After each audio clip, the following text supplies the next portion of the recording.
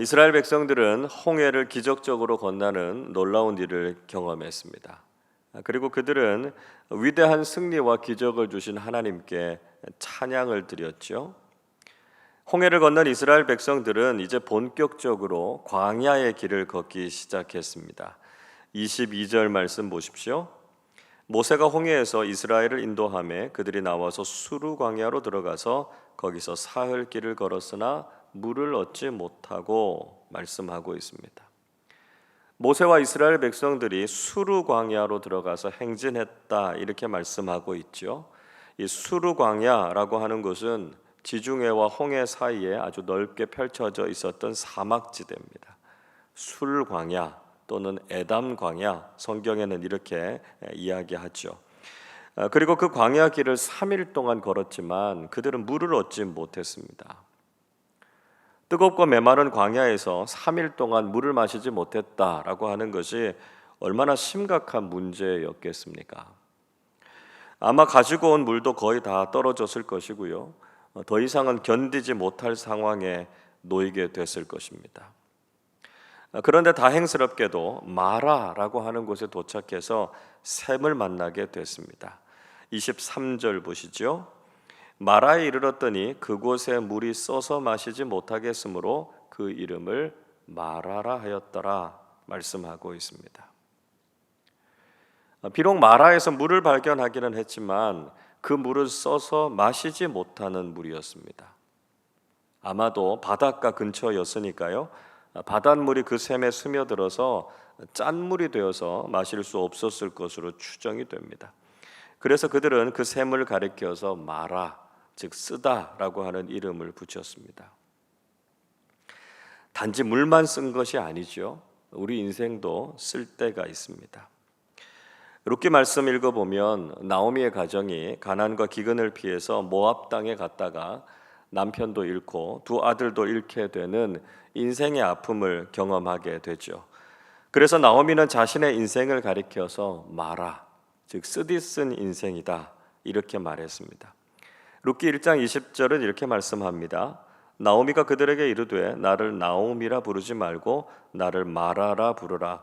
이는 전능자가 나를 심히 괴롭게 하셨음이니라.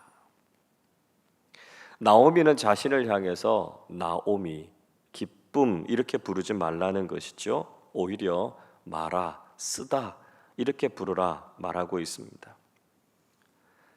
이처럼 인생을 살아가다 보면 때로는 믿음으로 살아가는 삶 속에서도 고난과 아픔이 여전히 있게 마련이라는 것이죠.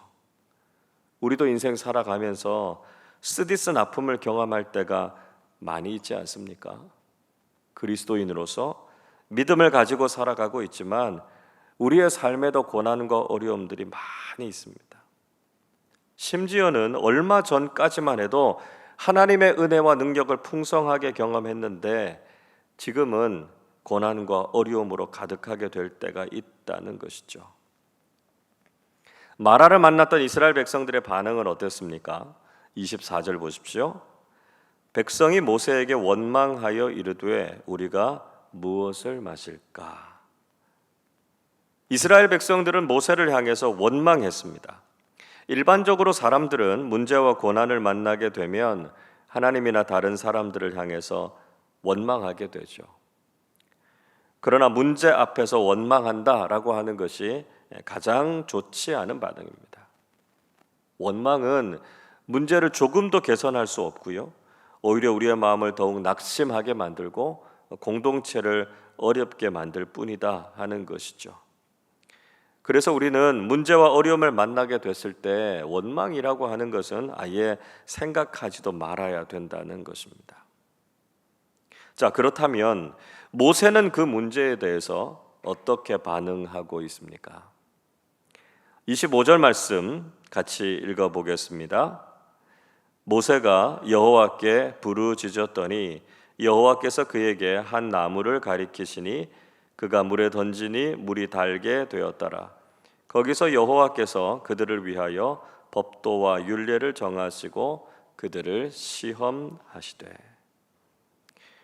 모세는 하나님께 부르짖어 기도했습니다. 우리가 문제를 만났을 때 해야 될 가장 바람직한 일이 바로 기도다라고 하는 것이죠. 우리 인생의 고난과 문제는 결코 우리를 망하게 하는 것이 아니라는 것입니다. 하나님께서는 고난을 통해서 우리에게 기도를 가르치시죠. 그리고 우리로 하여금 하나님만 신뢰하면서 인내하며 살아갈 것을 말씀하고 계십니다. 하나님께서는 모세의 기도를 들으시고 나무 하나를 가리키셨습니다. 학자들은 이 나무가 물을 맑게 하는 성분을 가지고 있는 시내 반도 부근에서 자라는 구루쿠드 나무의 일종일 것이다, 이렇게 추정하고 있습니다. 그러나 중요한 것은 이 나무에 무슨 대단한 효력이 있다거나 그것이 무슨 나무였는가라고 하는 것이 아니라는 것이죠. 하나님께서 이스라엘 백성들의 문제를 해결하시기 위해서 또 하나님의 기적의 통로로 하나님께서 그 나무를 사용하셨다라고 하는 것입니다. 중요한 것은 하나님께서 고난 중에 있는 우리의 기도를 외면하지 않으신다는 것입니다. 그리고 그 문제를 해결하시고 올바른 해결책이 무엇인가를 제시하시는 분이 바로 우리 하나님이시다라고 하는 것을 믿어야 한다는 것이죠. 모세는 하나님께서 지정하신 그 나무를 마라의 물에 던졌습니다. 그리고 하나님께서 말씀하신 것처럼 그 물이 달게 되었다라고 말씀하고 있죠. 모세의 순종을 통해서 마라의 고난이 해결되었다는 것입니다. 그리고 그들에게는 생수와 같은 은혜와 기쁨이 임하게 됐다는 것이죠. 아무리 힘들고 어려운 상황에 있을지라도 하나님의 말씀에 순종하면 언제든지 문제는 해결된다는 것이고요, 고난은 은혜로 바뀌게 된다는 것을 기억하실 수 있기를 바랍니다. 하나님께서는 그들을 위해서 그곳에서 법도와 율례를 정하셨다 말씀하죠. 그리고 그들을 시험하셨다 말씀합니다. 시험하다라고 하는 히브리어 단어 나사라고 하는 말은 어떤 사람이나 물건의 수준 또 그 질을 고난이나 역경을 통해서 테스트한다, 시험한다, 그런 뜻을 가지고 있습니다. 마치 자동차를 만들어서 극한의 상황으로 가서 테스트하지 않습니까? 사막 같은 고온 지역에 가거나 시베리아와 같은 아주 추운 지역에서 자동차의 성능을 테스트하는 것과 같습니다. 하나님께서는 이스라엘 백성들의 믿음을 테스트하시기 위해서 마라와 같은 고난을 허락하셨다는 것이죠. 그래서 그 고난 속에서도 하나님의 말씀에 순종하는가, 하나님을 향한 믿음을 저버리지 않는가 하나님께서 테스트해 보신다는 것입니다. 여러분, 하나님께서는 우리의 삶에도 고난과 문제를 허락하십니다. 그러나 이런 시련과 어려움은 절대로 우리를 망하게 하려고 하시는 것이 아니라는 것이죠. 오히려 우리의 믿음을 연단하셔서 더욱 강하고 성숙한 그리스도인이 되게 하시기 위함이다 하는 것을 기억해야 한다는 것입니다. 모세와 이스라엘 백성들은 마라에서 치유하시는 하나님을 경험하게 됐습니다. 26절 말씀도 같이 읽어보겠습니다. 이르시되 너희가 너희 하나님 나 여호와의 말을 들어 순종하고 내가 보기에 의를 행하며 내 계명에 귀를 기울이며 내 모든 규례를 지키면 내가 애굽 사람에게 내린 모든 질병 중 하나도 너희에게 내리지 아니하리니 나는 너희를 치료하는 여호와임이라. 하나님께서 이스라엘 백성들에게 순종의 테스트를 하셨습니다. 그 어떤 삶의 고난이나 문제 앞에서도 불평하거나 원망하지 말고 오직 하나님의 명령과 규례를 지키라고, 순종하라고 하나님께서 말씀하셨습니다. 그렇게 하나님께 순종하기만 하면 마라의 쓴 물이 달게 된 것처럼 그들의 삶을 치유해 주시겠다 약속하셨습니다. 그들은 문제를 통해서 여호와 라파의 하나님을 경험했습니다. 여러분 꼭 기억하십시오. 문제는 우리가 하나님을 경험할 수 있는 통로가 된다는 것입니다. 그들이 마라의 쓴물을 만나지 않았다면 하나님께서 얼마나 놀라운 치유와 회복의 능력을 가지고 계신지 그들은 경험하지 못했을 것입니다. 우리도 인생의 고난과 문제가 있을 때 그것 때문에 낙심하거나 원망하지 마시기를 바랍니다. 분명히 이 문제와 고난을 통해서 우리는 하나님을 만나게 될 것이고요, 하나님께서 얼마나 놀라운 능력을 가지고 계신 분이신지를 경험하게 되는 통로가 된다라고 하는 것을 잊지 말아야 한다는 것입니다. 이스라엘 백성들은 마라를 지나서 엘림에 도착했습니다. 27절 보십시오. 그들이 엘림에 이르니 거기에 물샘 12과 종려나무 70그루가 있는지라 거기서 그들이 그 물 곁에 장막을 치니라 말씀합니다.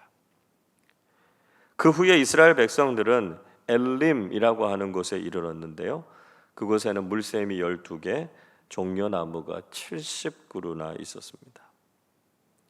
마라의 쓴물과 치유를 경험하고 난 이후에 이스라엘 백성들은 엘림의 풍성함을 경험하게 됐다는 것이죠. 여러분, 이것이 우리에게 보여주고 있는 것이 무엇이겠습니까? 하나님께서는 단지 우리 인생의 문제와 고난을 사라지게 하는 것, 거기에 머물지 않으시고 더 풍성한 은혜, 더 놀라운 은혜를 우리에게 주시는 분이시다라고 하는 것을 말씀하고 있습니다. 12개의 샘과 70그루의 종려나무와 같이 하나님께서는 늘 우리의 삶에 풍성한 은혜를 주시는 분이시다라고 하는 것을 잊지 말라는 것이죠. 여러분, 우리 인생에도 때로는 마라의 일들이 일어날 때가 있습니다. 마라의 고통 앞에서 우리도 힘겨워하고 낙심하게 될 때가 있죠. 그러나 마라 앞에서 원망할 것이 아니라 마라를 통해서 하나님께 더욱 깊이 기도하는 사람들이 되실 수 있기를 바랍니다. 하나님께서는 마라의 고통을 통해서 우리의 믿음을 연단하시고요, 그 문제를 해결하시고 우리를 치유하시는 하나님을 반드시 경험하게 하실 것입니다. 동시에 우리의 신앙은 마라를 넘어서 엘림으로 나아가야 한다는 것이죠.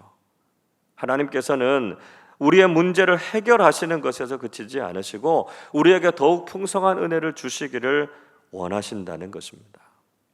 오늘도 우리의 고난과 문제를 해결해 주실 그 하나님을 신뢰하고 그 고난을 넘어서 더 풍성한 은혜, 엘림의 축복을 누리는 우리 모두가 되시기를 주님의 이름으로 축원합니다. 기도하겠습니다. 한결같은 사랑으로 저희들을 품어주시고 풍성한 은혜를 베풀어 주시는 하나님께 감사와 찬양을 드립니다. 때로는 우리도 홍해를 건넌 이스라엘 백성들처럼 인생의 마라를 만나게 될 때가 있습니다. 너무나 고통스럽고 힘겨운 문제들을 만나게 될 때 불평하거나 원망하지 않게 하시고 오히려 그 문제 때문에 하나님께 간절하게 기도하는 사람들 되게 하여 주시옵소서. 하나님의 말씀에 순종하고 더욱 성숙한 믿음의 삶을 살아서 하나님께서 주시는 치유와 회복의 은혜를 경험하게 해 주시옵소서. 하나님, 저희들이 단지 문제만 해결받는 마라의 삶에서 그치지 않게 하시고 저희들에게 풍성한 은혜를 주실 하나님을 기대하면서 엘림을 향해 믿음으로 걸어가는 우리 모두가 되게 하여 주시옵소서. 감사드리며 우리 주님 예수 그리스도의 이름으로 기도하옵나이다. 아멘.